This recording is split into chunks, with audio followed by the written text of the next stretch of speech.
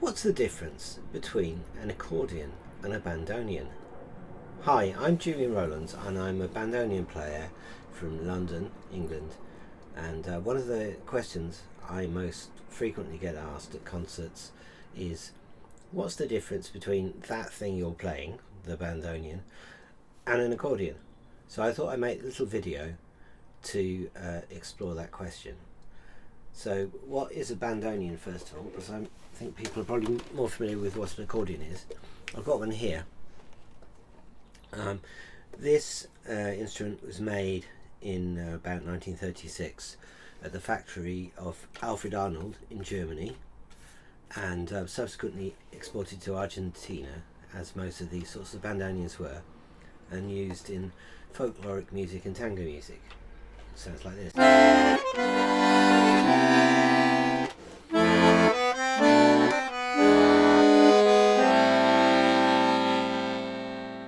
So it's got bellows, it's got buttons on this end and buttons on this end. And it's got a large air valve here which you can use to open and close the bellows and allow air through.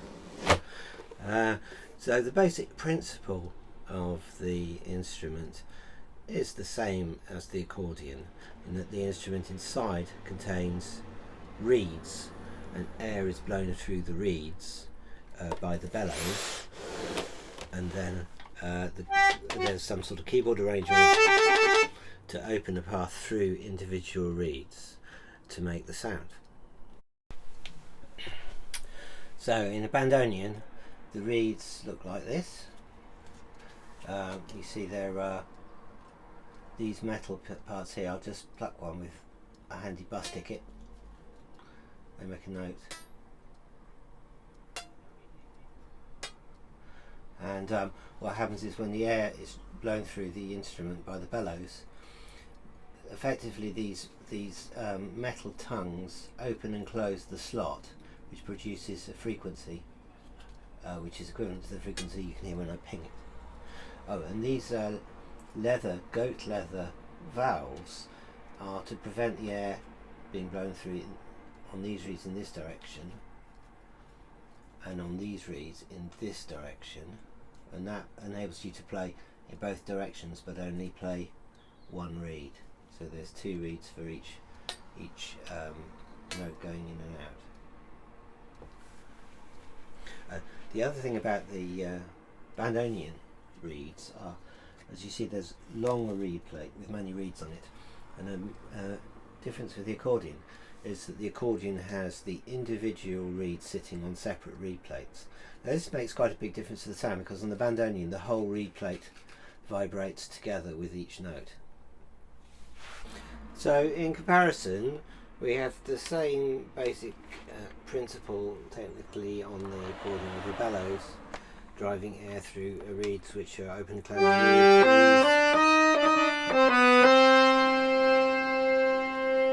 So on this instrument there's a piano keyboard over here, and you'll also notice there are a bunch of switches over here which I'll talk about shortly.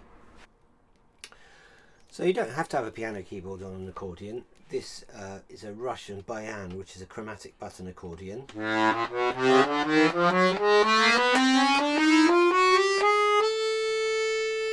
So just like the piano accordion, the notes are arranged in a chromatic scale here from the bottom to the top. So this could just as easily have a piano keyboard as a button keyboard, just the preference of the player, what you want to. In Russia, this is the favoured instrument for folk and classical music. So now I've got the right hand of the bandoneon here. Like the bayan, they're buttons, although they're different sized buttons, and as you can see they're organised more in a sort of bunch rather than in a long arrangement, because the instrument's shaped differently. So if I play a chromatic scale,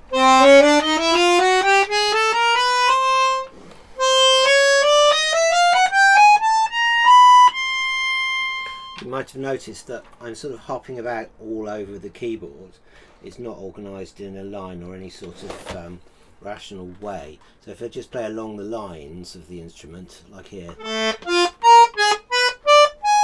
if I play this way along the lines,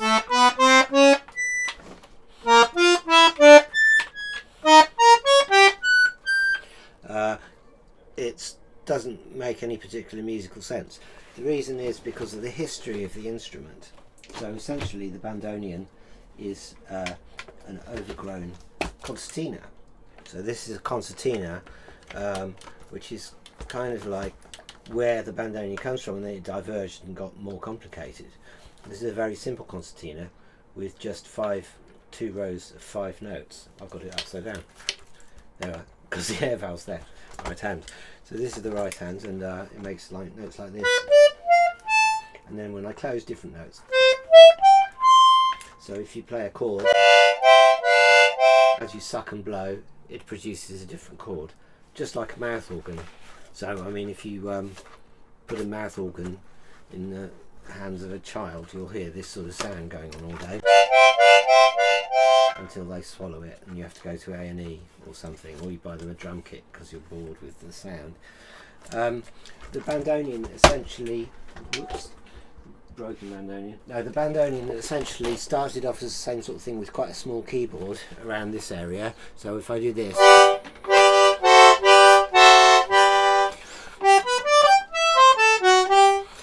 so originally on the bandoneon you would have played a scale like on a concertina, which on the concertina, in order to play a scale, you have to go in and out like this.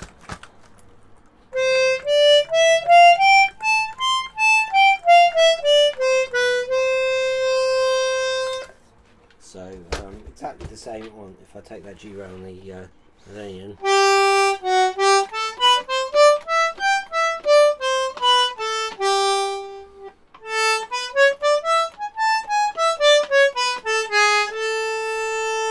But then as they added more and more buttons to provide the full range opening and closing, they did so in a rather random way. So if I play a scale of C, and if I do that closing, it's a different pattern of buttons altogether. Now that complication, which makes it take quite a while to learn how to actually find the notes on the instrument, doesn't really have that much impact on the sound of the instrument, but it's worth noting it has a difference with the accordion.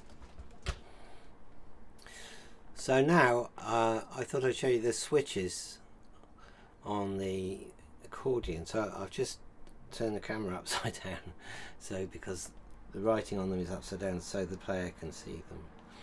Now these switches are used to select the combination of reeds that you're playing at any given time, and they're labelled with the name of an instrument, which sort of represents an idea of the sound that that button produces. So if we go really close, you'll see down here there's a switch that says bandoneon. So if I press that, does the instrument turn into a bandoneon? Oh no. It'd be nice.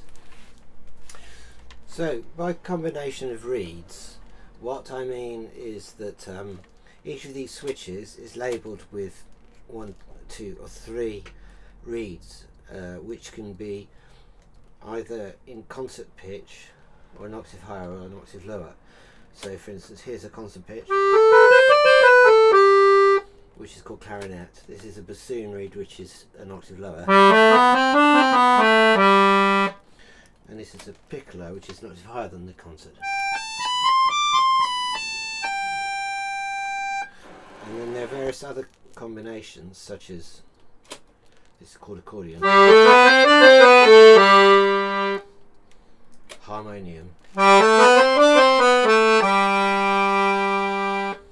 So they're all subtly different,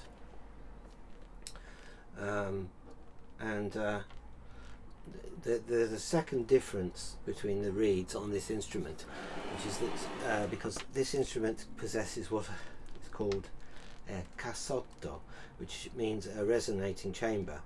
So the maker can put the reeds either inside the chamber or outside the chamber. if the sound goes to the additional resonating chamber, it makes the sound more mellow. So on this instrument there are concert pitch reeds here called flute, which are outside the cassotto, and then one marked clarinet here, which is inside.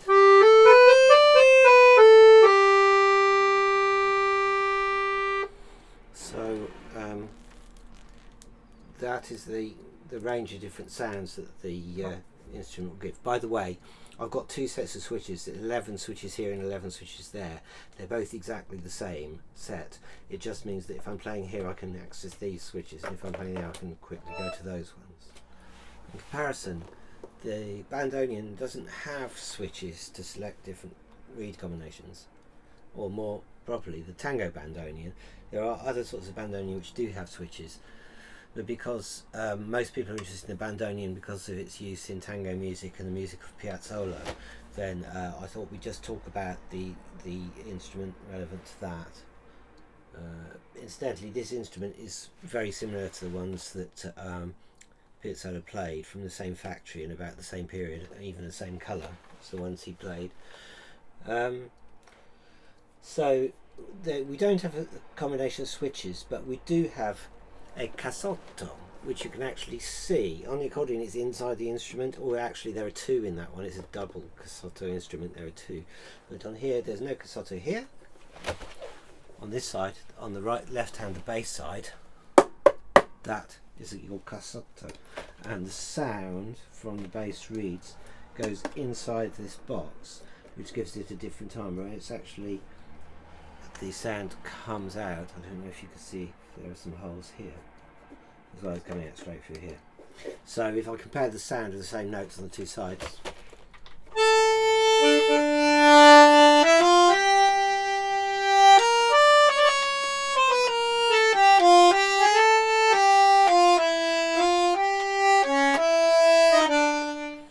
on the left hand side with the cassotto,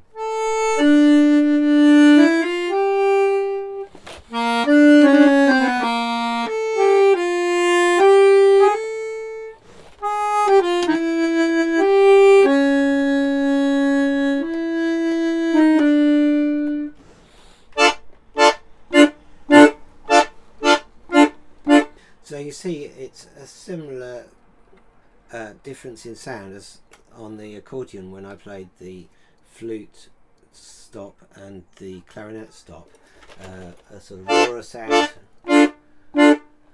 and a more mellow sound. So as I said, the bandoneon doesn't have switches that allow you to select different combinations of reeds. You've just got one combination of reeds throughout the instrument, which is two reeds tuned in octaves, except the very high reeds where they tune in unison, because you couldn't make a reed small enough for the octave. And on the right hand side they don't have a cassotto, on the left hand side they do. So we have comparable sets of reeds here. We've got an oboe, which is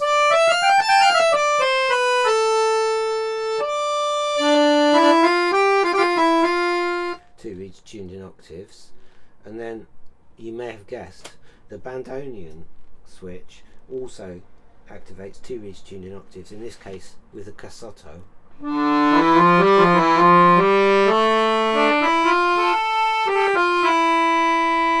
So that's the most obviously comparable with the left hand of the bandoneon. When we get on to comparing musical examples, I'll use that for the left hand comparison.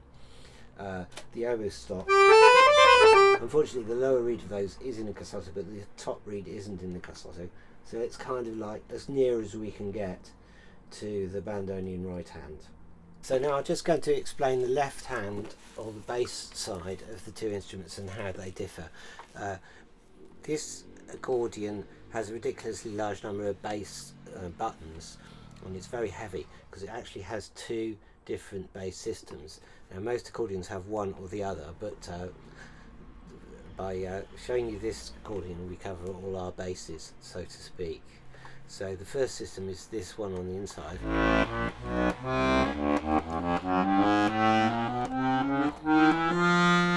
which is called the free bass or melody bass, and as you can hear, each button plays an individual note, and you can play melodies I was playing a chromatic scale, so it's very much like the arrangement of the right hand on the Russian chromatic accordion.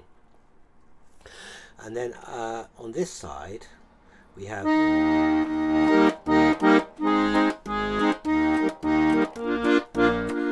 what's called the standard bass. So the idea of the standard bass is that you have a button with the bass fundamental notes of the chords, and then you have chord buttons, so you can have a major chord, a minor chord, a seventh chord, or diminished seventh chord, and those sets of chords and fundamentals are arranged in what's called a cycle of fifths. So if you don't know music theory, that just means that if you're playing a tune in a particular key,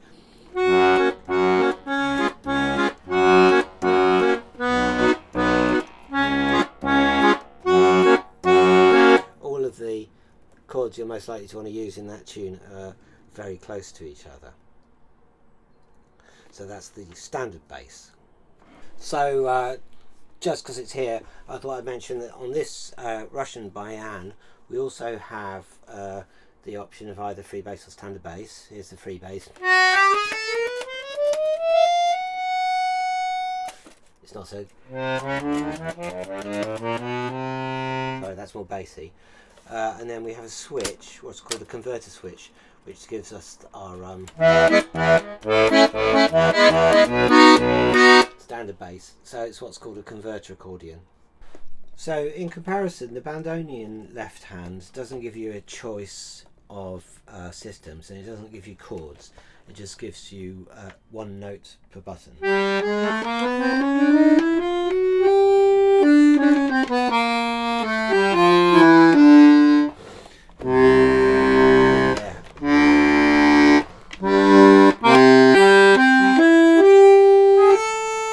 Up to here, which is the top note. Well, there's a higher note, closing only, but it's sort of like a note on its own. So the lowest note is the bottom C on a cello, and it goes up to A above middle C, and then there's a sort of solitary B just hanging there.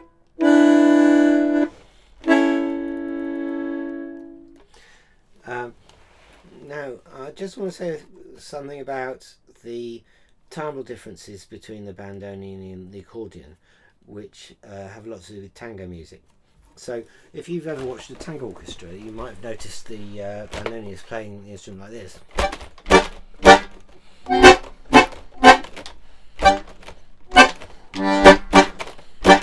So bouncing the instrument up and down. And this isn't just because they got fidgety legs, it's actually because it produces some timbral effects which are really important in tango music. So if I, for example, play this note here, that's how you might play it in a legato way, and then if I play it in this percussive way, do you hear that the start of the note, it actually plays an octave higher, so it sort of goes pew, pew. So the reed actually deforms and overblows when you hit it under pressure. So if you have a bandoneon section in a tango orchestra playing,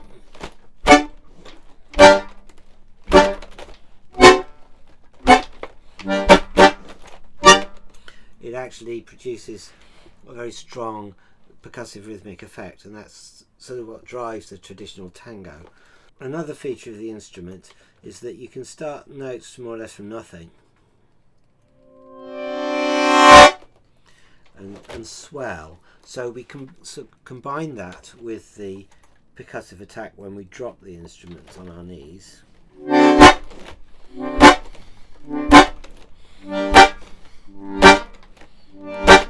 So that swell is what's called an arrastrate or drag. It's a very important thing in tango music. Some people would say the most important, because it sort of telegraphs to the listener a note is about to happen. And in Argentinian tango music, we don't tend to have a rhythm going on all the time. We like to stop it and start it. So from the point of view of the dancers, this is another way in which we can communicate that something's about to happen, so that they can really lock in to what the orchestra's doing and understand where the beat is about to come.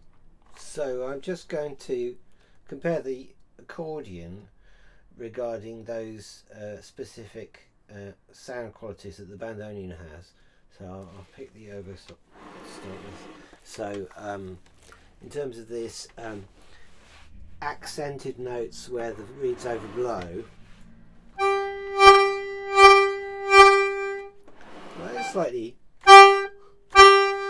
it's slightly having the same effect, but not exactly in the same way.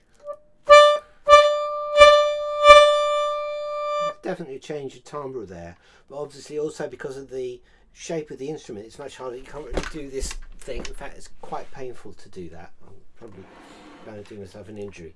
I'll just try the bandoneon stop, the same sort of thing. Yeah, it's not really.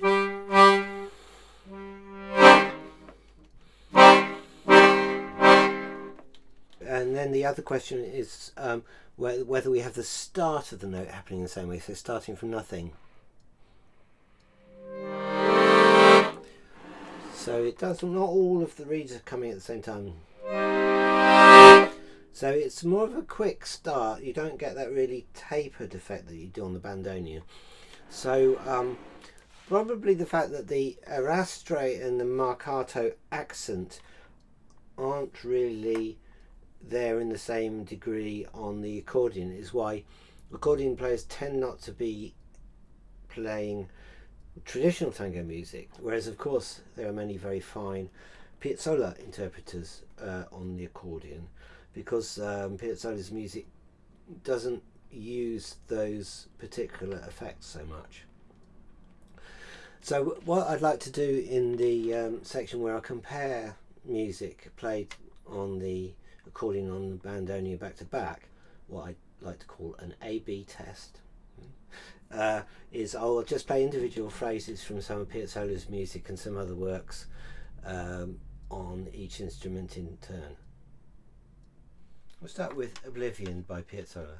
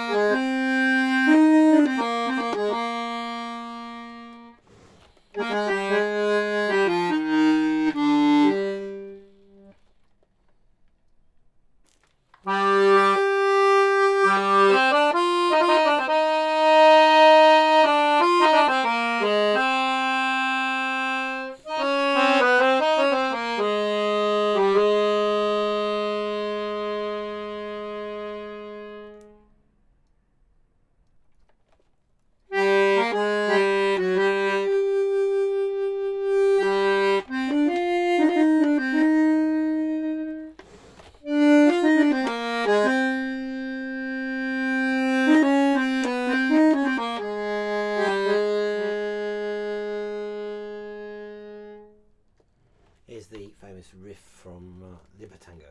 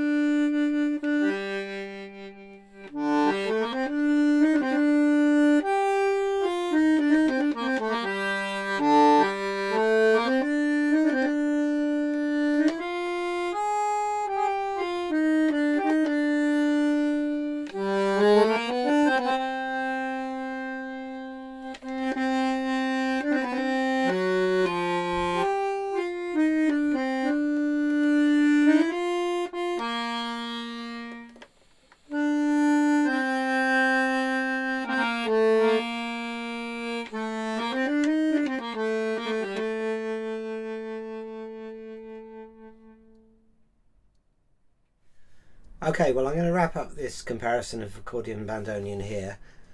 I will aim to create another video with more examples of polyphonic music, but the pieces I played today are sort of the more well-known pieces of Piazzolla that accordionists and bandoneonists play quite a lot. If you've enjoyed this video, or even if you haven't, do subscribe to my channel where there'll be other bandoneon stuff, and you can also visit my website bandoneon.co.uk. Thanks for watching.